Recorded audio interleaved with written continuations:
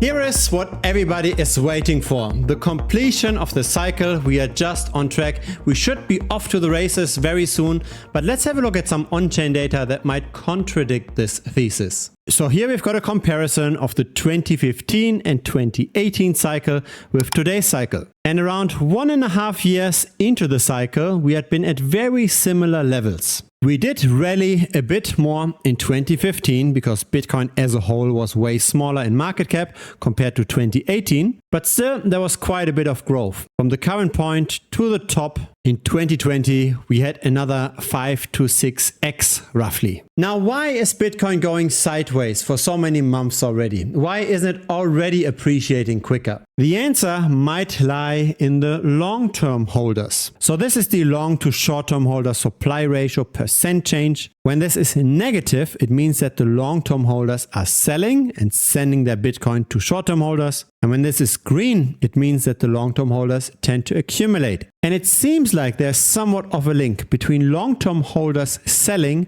and rallies potentially stopping. Because there's an alternative way to look at the same kind of data. This is the value days destroyed. And whenever this turns red, we tend to slow down with Bitcoin's price appreciation. And we have seen red in the middle of March of this year. This is also where I sold some of my Bitcoin. So the value days destroyed metric looks at when are the whales that tend to not sell their Bitcoin, when are they suddenly moving their Bitcoin. So you're destroying one value day when you're selling one Bitcoin after one day. If you're holding one Bitcoin for a year and then after 1 year you're moving it, then you're destroying 365 value days. And so the longer you've held your Bitcoin and the more Bitcoin you have, the more you are impacting this VDD metric. And currently, the long-term holders are not selling. All of the price action pretty much happens from the short-term speculative money. This video is sponsored by the premium membership. I never take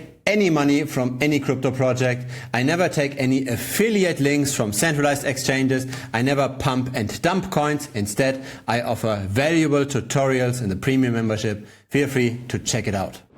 Now, fundamentally, Bitcoin is a transfer mechanism from the impatient to the patient. So the long-term holders tend to lock in most gains. That does not mean, though, that long-term holders can't be in losses temporarily. And when they are in losses, it's the best time to buy. Unfortunately, that doesn't happen too often. What we've got over here is the percent of long-term holders that fell into losses. So currently that's at 6.54%. And of course, when the Bitcoin price is close to all-time highs, there's pretty much nobody that's in losses. But when the Bitcoin price declines for an extended period of time, more and more percent of the long-term holder supply tends to be in losses. And again, the best time to buy is when those long-term holders are in losses, and it tends to be at similar magnitudes. We can also look at the US dollar unrealized loss, so not the percent of holders in losses, but the US dollars that are unrealized in loss. It also tends to peak at similar levels. For the COVID crash, the percent of holders in losses was a bit better of a gauge though. But again, we see that currently there isn't a lot of loss happening. And that doesn't mean that the price has to fall now, but it does mean that we are not at historically cheap levels. Unfortunately, we see those very cheap levels only roughly every 4 years. So we've seen this in 2015, we've seen this in 2019, and we've seen it in 2023. And so nobody knows if the cycles will repeat the exact same way. If they do, the next historical best buying opportunity would happen in 2027. In other words, we might go sideways, we might go upwards from here. At least it's pretty clear that Bitcoin isn't at historically depressed levels. Long-term holders aren't selling anything. They have accumulated quite a bit at the beginning of September, but that accumulation is also slowing down. We might see a somewhat slow, potentially painful recovery with sometimes distribution, sometimes accumulation, very similar to what we have seen in 2023. Since we are not at any extreme levels in either direction, we aren't super cheap, we aren't super expensive, I think the best strategy is simply just to have target allocations, have a diversified portfolio, but to be somewhat hedged. So in case we do not go up from here, in case history doesn't 100% repeat itself, there's still some assets on the sidelines that are very little correlated to Bitcoin that we can then potentially sell to buy the bottom. Now that effect isn't so important if your net worth is only say 2 or 3 months of your monthly income. If you've got a lot of years of income though saved up, and if your net worth is say 5 years, and then we see a Bitcoin crash and most of your money is in crypto, then you can't really take advantage of those lower prices with your income. The monthly savings aren't really large enough relative to the wealth, so then it's important to have something like gold or silver or long-term government bonds or property, whatever it is, have something that's not correlated to crypto that can then be quickly sold, and then with that liquidity the bottom can be bought.